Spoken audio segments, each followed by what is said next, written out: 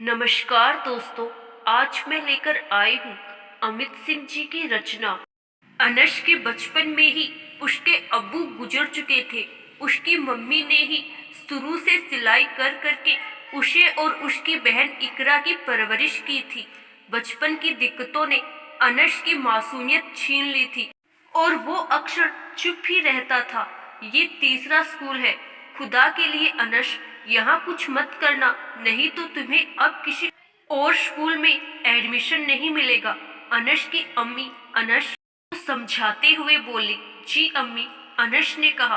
अनश मेरे बच्चे, तुझे पता है ना मैं कितनी मेहनत करके तुम लोगों को पढ़ा रही हूँ। तुझे पढ़ लिख कर बड़ा आदमी बनना है।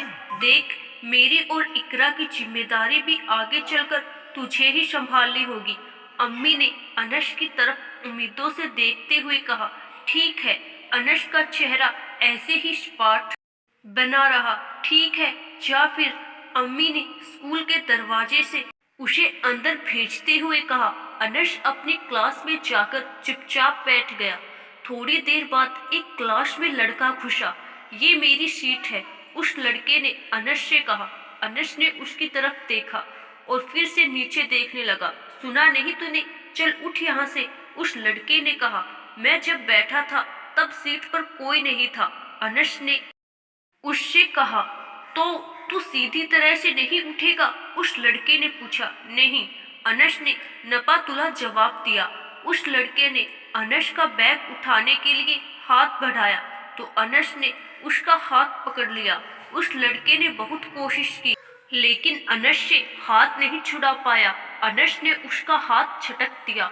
उस लड़के को गुस्सा आ गया और उसने अनश के लात मार दी। लात लगते ही अनश का दिमाग घूम गया। वो उठा और उसने उस लड़के के मुंह पर मुक्के मारने शुरू कर दिए। फिर उसने क्लास में मैडम की रखी हुई डंडी उठा ली और उस लड़के को मारने के लिए हाथ ही उठाया था कि मैडम क्लास में आ गई। क्या हो रहा है ये सब? मैडम ने दोनों को डांटते हुए कहा। ये डंडी मुझे दो, मैडम ने अनश से कहा तो अनश चुप ही रहा। तुम कितने ढीठ लड़के हो, मैडम ने उसे डांटते हुए उससे डंडी छीन ली। सॉरी बोलो इसे, मैडम ने अनश से कहा। अनश बस उसे गुस्से से देखता रहा। तुमने सुना नहीं कि मैंने क्या कहा? मैडम ने ऊंची आवाज में कहा तो अनश उस लड़के के पास आया और उसके मुंह पर एक लात और मार दी और क्लास से बाहर आ गया। अनश की अम्मी अनश के स्कूल में उसकी मैडम के सामने बैठी हुई थी। आपका लड़का पूरा गुंडा है। कभी कभी तो लगता है कि आपके लड़के की जहनी हालत ठीक नहीं है। शनकी है वो, शनकी, मैडम लगातार कहे जा रही थी। मुझसे पूरी क्लास डरती है लेकिन मैं जब भी अनश को देखती हूँ तो मुझे उससे डर लगने लगता है। इस लड़के का इलाज करवाओ, फिलहाल ये इस स्कूल में नहीं रह सकता, मैडम ने कहा। मैडम, मैं जानती हूँ कि वो थोड़ा ऐसा ही है लेकिन अगर उसे ऐसे स्कूल से निकाला गया तो उसे कहीं और एडमिशन नहीं मिलेगा, अनश की अम्मी ने गिड़गिड़ाते हुए कहा। मैं मजबूर हूँ। जिस लड़के को अनश ने पीटा है उस लड़के के अम्मी अब्बू बहुत ज्यादा नाराज है। हमने उनसे कह दिया है कि आपके लड़के को जिसने मारा है उसे निकाल दिया है। अगर उन्हें पता चलेगा तो वो लोग बहुत बिगड़ेंगे, मैडम ने उनकी अम्मी से कहा तो उसकी अम्मी चुपचाप अनश का हाथ पकड़कर वहां से ले गई। अनश की अम्मी अनश को लेकर स्कूल से निकल रही थी। तुझे पता है कि कितनी मुश्किलों से तुझे यहाँ एडमिशन मिला था, अनश की अम्मी ने कहा। उनकी आंखों में आंसू थे।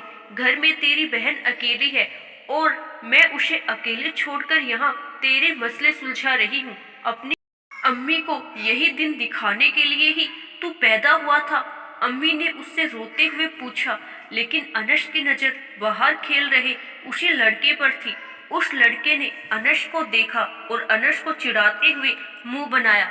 अनश ने अम्मी के हाथों से अपना हाथ छुड़वाया और पास ही पड़ा एक पत्थर उठाकर उस लड़के के फेंक कर मारा। पत्थर उसके सर पर लगा और अम्मी उस लड़के के मुंह से निकला और वो लड़का नीचे गिर गया। तुम जानती नहीं हो कि मैं कौन हूँ? मैं एक नामी वकील हूँ और जिसके सर पर तुम्हारे लड़के ने पत्थर मारा था वो मेरा लड़का है। वो तो अच्छा है कि वो पत्थर सर को छूते हुए निकल गया, नहीं तो खुदा जाने कि क्या होता।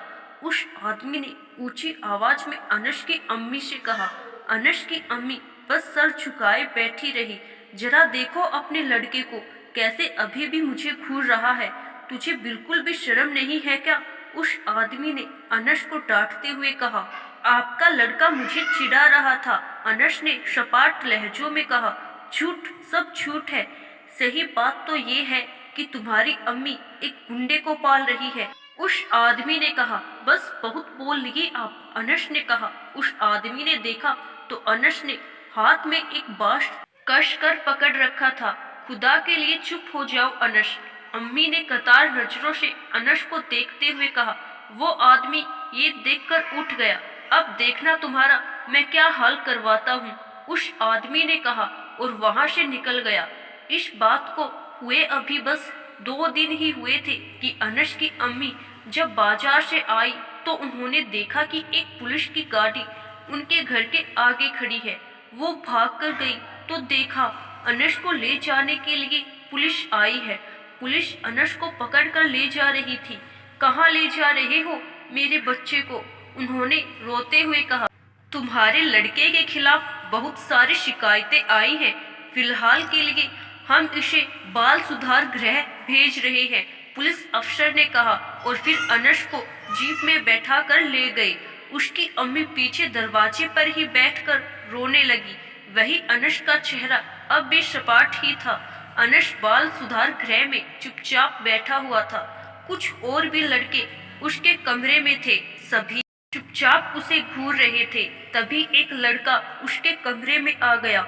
सभी लड़के उसे देखकर खड़े हो गए। तेरा नाम क्या है बे? यहाँ कैसे आ गया? उस लड़के ने अनस की तरफ देखकर कहा। अनस ऐसे ही चुप बैठा रहा। सुना नहीं क्या तूने? उस दबंग से लड़के ने कहा। कौन हो तुम? अनस ने उससे पूछा।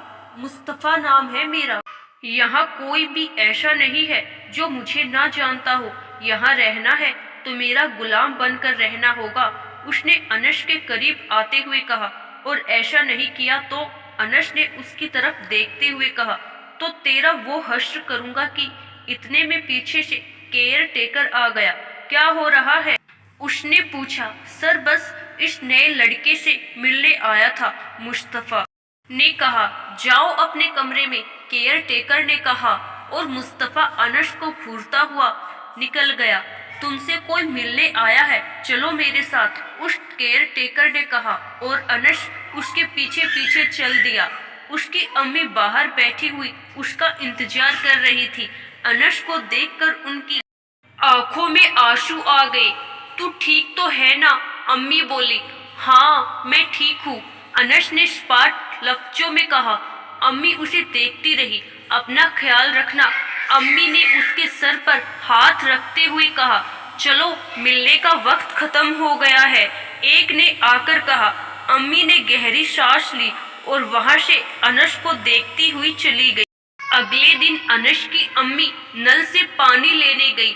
अरे देखो तो इसे, खुद कैसी चुप चुप सी रहती है और इसका लड़का पूरा गुंडा है, गुंडा। ऐसे लोगों को तो मोहल्ले में रहना भी नहीं चाहिए, एक औरत ने तंज कसा। हाँ तुम ठीक कह रही हो, दूसरे ने कहा और फिर दोनों मुंह बनाती हुई वहां से निकल गई। अनश की अम्मी की आंखों में आंसू आ गए। वो अपनी बाल्टी उठाकर घर में आ गई। थोड़ी ही देर बाद किसी ने दरवाजा खटखटाया। अनश की अम्मी ने दरवाजा खोला तो मकान मालिक दरवाजे पर खड़ा था। आइए अंदर आ जाइए, अनश की अम्मी ने उनसे कहा। उसकी कोई जरूरत नहीं है, मकान मालिक ने कहा। मैं यहाँ इसीलिए आया हूँ क्योंकि सभी आस पड़ोसियों ने तुम्हारी शिकायत की है कि तुम्हारे लड़के का चाल चलन ठीक नहीं है, इसीलिए तुम्हें अब ये घर छोड़ना पड़ेगा। ये क्या कह रहे हैं आप? मैं यहाँ से ऐसे कहाँ जाऊंगी? अनश की अम्मी ने कहा। वो तो मुझे नहीं पता, मुझे बस इतना पता है कि तुम्हें 2 दिन के अंदर ये घर खाली करना है, मकान मालिक ने कहा और वहां से चला गया। अम्मी अब हम कहाँ जाएंगे? इकरा ने अपनी अम्मी से मासूमियत भरे लफ्जों में कहा तो अम्मी कुछ नहीं कह पाई, बस दूसरी तरफ मुंह करके रोने लगी। फिर अगले दिन ही अम्मी इकरा को लेकर वहां से दूर चली गई। खाने के लिए सब लाइन में खड़े थे। अनस ने जैसे ही खाना लिया तभी मुस्तफा ने एक लड़के को इशारा किया। वो लड़का जानबूझकर अनस से टकरा गया। अनस की प्लेट नीचे जा गिरी और सारा खाना बिखर गया। मुझे माफ करना भाई, उस लड़के ने कहा और वहां से चला गया। अनस ने अपनी प्लेट उठाई और दोबारा खाना लेने के लिए लग गया। ये तुम्हारा घर नहीं है जो तुम खाना खराब करते रहोगे और तुम्हें खाना मिलता रहेगा। चलो जाओ यहाँ से। खाने वाले ने अनस को डांट कर भगा दिया। एक बार को अनस की मुठ्ठियां भींच गई, लेकिन उसने कुछ नहीं कहा और वहां से चला गया। रात को अनस का भूख से बुरा हाल था। भाई मुस्तफा से पंगे ना लो, यहाँ सभी का हाथ उसके सिर पर है। उसका कुछ नहीं बिगड़ेगा, लेकिन तुम्हारा बहुत कुछ बिगड़ जाएगा। एक लड़के ने उसकी तरफ देखते हुए कहा। अब मेरे पास बिगड़ने को कुछ नहीं बचा है, अनस ने सीधा सा जवाब दे दिया। अगले दिन फिर से अनस के साथ वही सब कुछ हुआ। जैसे ही उसने खाना लिया तो किसी ने उसका खाना गिरा दिया। उसने उसकर देखा तो मुस्तफा उसे देखकर हंस रहा था। अनस का दिमाग फिर से उलट गया। जैसे ही मुस्तफा ने खाना लिया तभी अनस ने उसके आगे अपना पैर अड़ा दिया। मुस्तफा मुंह के बल गिरा। उसका सारा खाना बिखर गया था। वो गुस्से में उठा और उसने अनस को देखा। तुम्हारी इतनी हिम्मत, उसने अनस से कहा और अनस पर झपटा, लेकिन अनस ने उसका वार खाली कर दिया। मुस्तफा फिर से आगे बढ़ा तो अनस ने उसके चेहरे पर एक मुक्का दिया। मुस्तफा बिलबिला गया। अनस उसे और मारने के लिए आगे बढ़ा। तभी स्टाफ के लोग आ गए और उन लोगों ने अनस के हाथ पकड़ लिए। बस बहुत हो गया, केयर टेकर ने कहा तो दोनों एक दूसरे की तरफ घूर कर देखते रहे।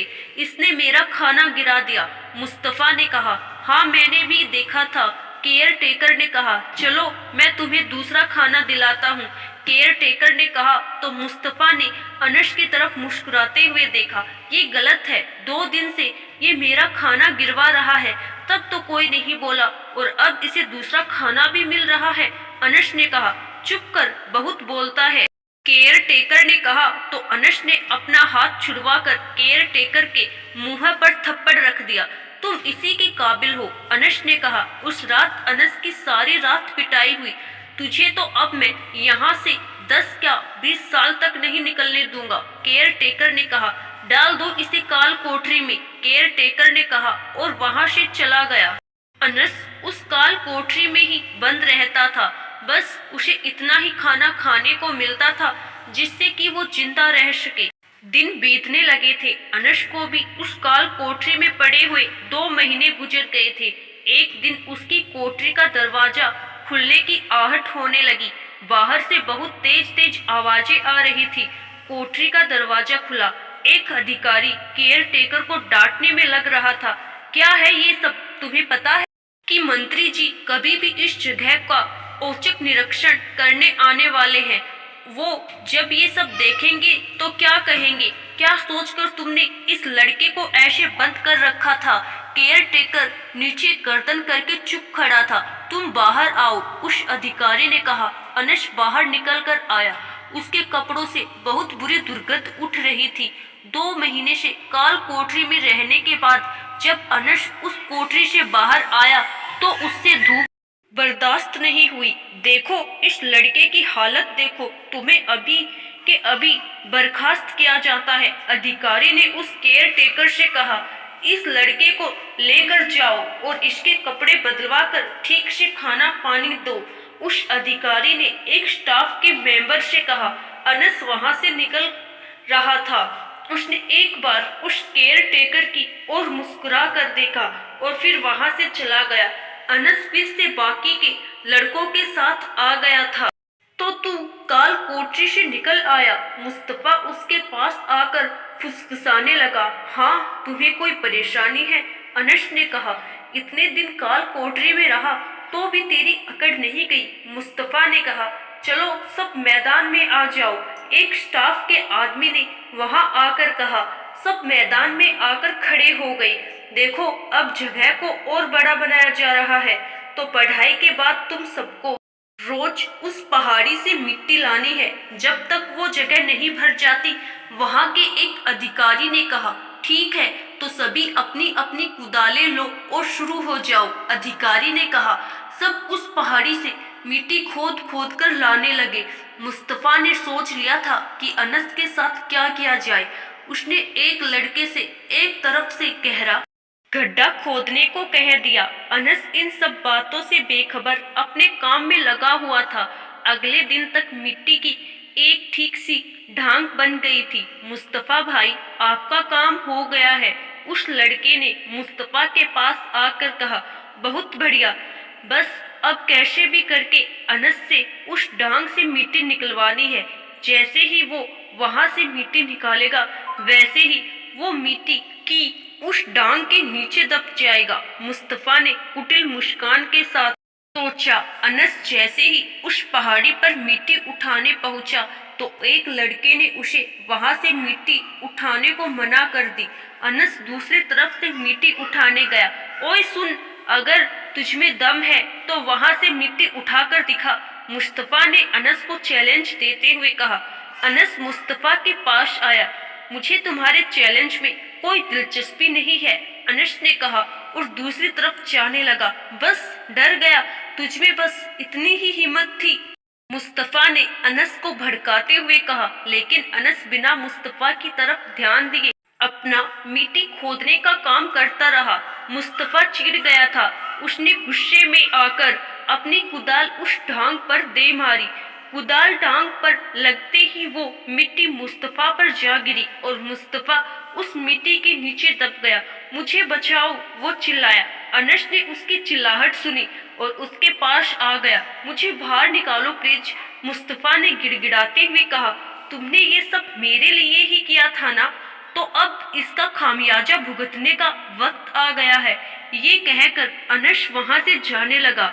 अनस, मुझे निकालो यहाँ से, यहाँ कोई भी नहीं है।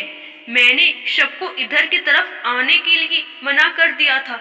खुदा के वास्ते मुझे बचाओ, नहीं तो अगर थोड़ी भी और मिट्टी गिरी तो मैं मर जाऊंगा, मुस्तफा ने कहा। तो अनस वापस आ गया। चिल्लाना बंद करो, मैं कुछ देखता हूँ, अनस ने कहा और अपने हाथों से धीरे धीरे मिट्टी हटाने लगा। ऊपर से और भी मिट्टी खिसकने लगी थी। जल्दी करो, मुस्तफा ने घबराते हुए कहा। शांति रखो, अगर ऐसे ही हिलते और चिल्लाते रहे तो तुम यही दफन हो जाओगे, अनस ने कहा। अनस तेजी से मिट्टी हटाने लगा। मिट्टी ऊपर से खिसक रही थी। मेरा हाथ पकड़ो, अनस ने मुस्तफा से कहा। मुस्तफा ने तेजी से अनस का हाथ पकड़ लिया। जब मैं कहूँ तो बाहर निकलने के लिए पूरा जोर लगाना, अनस ने कहा। 1, 2 और 3, पूरी ताकत लगाओ, अनस ने मुस्तफा से कहा। दोनों ने जोर लगाया और कुछ ही देर बाद मुस्तफा बाहर था। मुस्तफा के निकलने के थोड़ी देर बाद ही ऊपर की खिसकती मिट्टी एक झटके से नीचे गिर गई। मुस्तफा ने हाफते हुए उस ढांग को देखा और फिर अनस को देखा और वहां से तेजी से निकल गया। उसके जाने के बाद अनस फिर से अपने काम में लग गया। अगले दिन अनस खड़ा था कि तभी एक लड़का उसके कंधा मारता हुआ चला गया। अनस कुछ कह पाता कि उससे पहले मुस्तफा वहां आ गया। आज के बाद कोई भी अनस को परेशान नहीं करेगा, मुस्तफा ने कहा और फिर अनस के पास आकर उसके कंधे पर हाथ रखते हुए कहा। मैंने बहुत से लड़के देखे हैं, लेकिन तुझ जैसा धाकड़ लड़का आज तक नहीं देखा। कल तूने मेरी जान बचाई थी। तू चाहता तो मुझे ऐसे ही छोड़कर जा सकता था, लेकिन तूने मुझे बचाया। मैंने वही किया जो मुझे ठीक लगा, अनस ने ऐसे ही सपाट लहजे में कहा। आज से तू मेरे भाई की तरह है, मुस्तफा ने कहा और वहां से चला गया। कुछ दिनों बाद मुस्तफा की वहां से रिहाई हो गई। जाने से पहले वो अनस से मिलने आया। मैं तो निकल रहा हूँ यहाँ से, लेकिन तुझे जिंदगी में कभी भी कोई भी दिक्कत हो तो अपने इस भाई मुस्तफा को याद कर लेना, तेरे लिए जान भी दे देगा। ये मुस्तफा का वादा है। और हाँ, मुस्तफ़ा कभी भी अपने किए वादे से पीछे नहीं हटता। ये कहकर मुस्तफ़ा वहां से निकल गया। अनस कुछ देर उसे जाता हुआ देखता रहा। साल गुजरने लगे। शुरू शुरू में मुस्तफ़ा उससे मिलने आता रहा, फिर धीरे धीरे सब कम हो गया। अनस भी अब जवान हो गया था। वहीं से उसने अपना ग्रेजुएशन भी पूरा कर लिया था और आखिर एक दिन उसे भी वहां से रिहाई मिल गई। इतने सालों बाद बाहर आकर उसे बहुत अच्छा महसूस हो रहा था। उसने एक बस पकड़ी और अपने शहर के लिए निकल गया। रास्ते में बस वो अपनी अम्मी और बहन के बारे में ही सोचता जा रहा था। शहर नजदीक ही आ गया था। वो बस से उतरा और अपने घर की तरफ पैदल ही चल दिया। उसके शहर का सारा नक्शा ही बदल गया था। जहाँ पहले सुनसान सड़कें और इक्का दुक्का मकान ही होते थे, वहाँ अब पूरी कॉलोनी बस चुकी थी। घर पहुंचकर उसने दरवाजा खटखटाया। हाँ बोलो, कौन हो, किससे मिलना है? एक अजनबी शख्स ने दरवाजा खोलकर पूछा। आप कौन हो?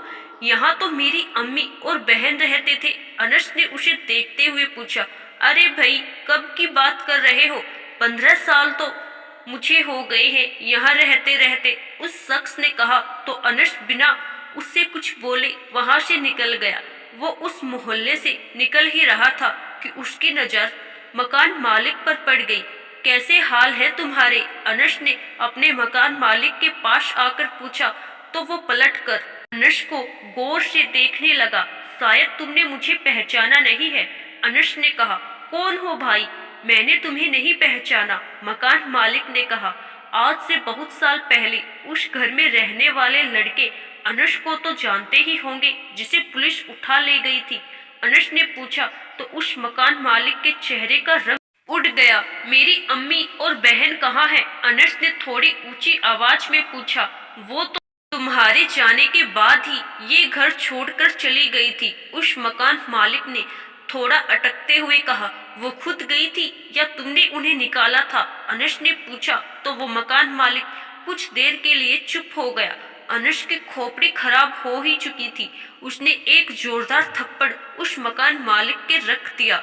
मैंने पूछा कि वो खुद गई थी या तुमने उन्हें निकाला था? अनस ने जोर देकर पूछा। तो उस मकान मालिक ने सब बता दिया। तो तुम्हें नहीं पता कि वो लोग कहाँ गए हैं? अनस ने पूछा।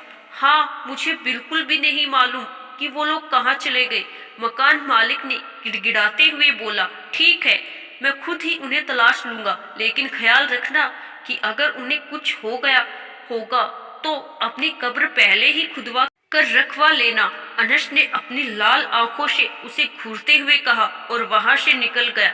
अगले दिन से ही अनस ने सब जगह अपनी अम्मी और अपनी बहन इकरा को तलाशना शुरू कर दिया। लेकिन बात बहुत साल पहले की थी, तो किसी को भी कुछ याद नहीं था। अनस कुछ दिन धूल फाँकता रहा और फिर मायूस होकर एक दिन सड़क किनारे जा बैठा। पता नहीं तुम लोग कहाँ चले गए हो, उसने खुद से कहा। तभी वहां एक जीप आकर रुकी। अनस, ये तुम हो? अनस, किसी ने जीप से उतरकर पूछा। अनस ने देखकर पहचानने की कोशिश की। तुमने मुझे नहीं पहचाना क्या? मैं हूँ मुस्तफ़ा, उसने कहा। मुस्तफ़ा? अनस के मुंह से निकला। तुम्हारी हालत तो बहुत बुरी दिख रही है, आओ मेरे साथ जीप में बैठो, मुस्तफ़ा ने अनस को सहारा देते हुए कहा और फिर अपनी जीप में बैठा कर ले गया। मुस्तफ़ा उसे अपने साथ अपने घर ले आया। आ जाओ, मुस्तफ़ा ने अनस से कहा। मैं तुम्हारे नहाने और खाने का इंतजाम करवाता हूँ, मुस्तफ़ा ने कहा। नहाने के बाद अनस मुस्तफ़ा के साथ बैठक में बैठ गया। तुम पूरे बदल गए हो, अनस ने मुस्तफ़ा की तरफ देखते हुए कहा। हाँ, बस वहां से निकलकर मैंने सारी आवारागर्दी छोड़कर अब्बू के साथ उनके जमीन के काम में ही हाथ बटाने लगा, मुस्तफ़ा ने कहा। तभी एक औरत ने आकर कुछ फलों की प्लेट वहां लाकर रख दी। अनस, ये तुम्हारी भाभी शबीना है, मुस्तफ़ा ने कहा। शबीना, मैंने तुम्हें बताया था ना कि एक बार एक लड़के ने मेरी जान बचाई थी। तो ये जनाब वही है, मुस्तफ़ा ने शबीना को बताया। शबीना ने अनस को आदाब किया तो बदले में अनस ने भी आदाब किया। तो ये बताओ कि तुम उस सड़क पर क्या कर रहे थे? मुस्तफ़ा ने अनस को गौर से देखते हुए पूछा तो अनस ने उसे शुरू से लेकर अब तक की सारी कहानी सुना दी। ओह, ये तो बहुत अफसोस की बात है। वैसे एक बात बताओ, तुम्हारे पास उन लोगों का कोई भी फोटो या कुछ भी ऐसा है जिनसे उसकी पहचान की जा सके? मुस्तफ़ा ने पूछा। नहीं, मेरे पास कुछ भी ऐसा नहीं है। अगर होता तो अब तक मैं उन तक पहुंच गया होता, अनस ने मायूस होते हुए कहा। तुम्हें बिल्कुल भी परेशान होने की जरूरत नहीं है, तुम यहाँ आराम से रहो। मैं अपने जान पहचान वालों से तुम्हारी अम्मी और बहन का पता लगवाने की कोशिश करता हूँ, मुस्तफ़ा ने कहा। शुक्रिया, अनस ने कहा। अरे तुम शुक्रिया करके मुझे पराया मत करो, मुस्तफ़ा ने कहा। नहीं, ऐसी बात नहीं है, बस ये है कि मैं इस वक्त खुद को बहुत अकेला समझ रहा था, लेकिन अब तुम हो तो मुझे ऐसा लगता है कि जैसे मैं इस वक्त अकेला नहीं हूँ, अनस ने कहा। तुम अकेले नहीं हो और ना ही मैं तुम्हें अकेले रहने दूंगा। मैं बहुत जल्दी ही तुम्हारे अम्मी और बहन का पता लगवा लूंगा, मुस्तफ़ा ने कहा। एक ही हफ्ते में मुस्तफ़ा ने अनस की अम्मी और बहन का पता लगा लिया। अनस मुस्तफ़ा के ही खेत में काम कर रहा था। अनस, तुम्हारे अम्मी और बहन का पता चल गया है, मुस्तफ़ा ने आकर कहा तो अनस के हाथ से फावड़ा वही छिट गया। तुम सच कह रहे हो? अनस ने पूछा। बिल्कुल सच, मुस्तफ़ा ने कहा। मैं अभी उनके पास जा रहा हूँ, अनस ने कहा। आराम से चले जाना, यहाँ से ज्यादा दूर नहीं है, बस इस गांव से 15 किलोमीटर की दूरी पर शहर में है। कल सुबह निकल जाना। ये रखो उनका पता, मुस्तफ़ा ने कहा। अगले दिन सवेरे ही अनस वहाँ से निकल गया। जैसे ही अनस घर के पास पहुँचा तो उसकी दिल की धड़कन बढ़ने लगी थी। उसने घर पहुंचकर दरवाजे पर दस्तक दी तो उसकी अम्मी ने ही दरवाजा खोला। उसकी अम्मी ने उसे सवालिया नजरों से देखा। मैं वही हूँ जिसे आपने उस बाल सुधार गृह में अकेला छोड़ आई थी और उसके बाद एक बार भी उसकी खबर नहीं ली, अनस ने कहा। तो उसकी अम्मी अनस को पहचान कर वही उसके गले लगकर दहाड़े मारकर रोने लगी। आ जा, तू अंदर आ जा, अम्मी ने कहा। आपने मेरी बातों का जवाब नहीं दिया, अनस ने उसे सपाट लहजे में कहा। और क्या करती, मेरे पास और कोई रास्ता भी तो नहीं बचा था। घर से निकाल दिया था, तेरी बहन को देखती या तुझे, ऊपर से तेरे पर ये जो गुंडा लफ्ज का ठप्पा लग गया था। जरा सोच उसका तेरी बहन पर क्या असर पड़ता, अम्मी ने पूछा। मैं अब पहले जैसा नहीं रहा, अब मैं बहुत बदल गया हूँ, अनस ने कहा। तो अम्मी बस उसे देखती रही। इकरा कहाँ है? अनस ने बात पलटते हुए कहा। अपने कॉलेज गई है, अम्मी ने कहा। तू भूखा होगा, रुक, मैं तेरे लिए कुछ बनाती हूँ, अम्मी ने कहा और रसोई की तरफ चली गई। कुछ देर के बाद दरवाजे पर दस्तक हुई। इकरा की अम्मी, पूरे 2 महीने हो गए हैं लेकिन अभी तक तुमने इस घर का किराया नहीं दिया है। इस बार मैं बिना किराया लिए नहीं जाऊंगा।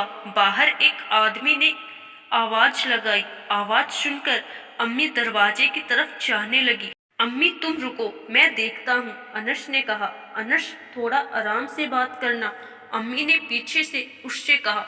बोलो, क्या बात है? अनस ने दरवाजा खोलकर पूछा।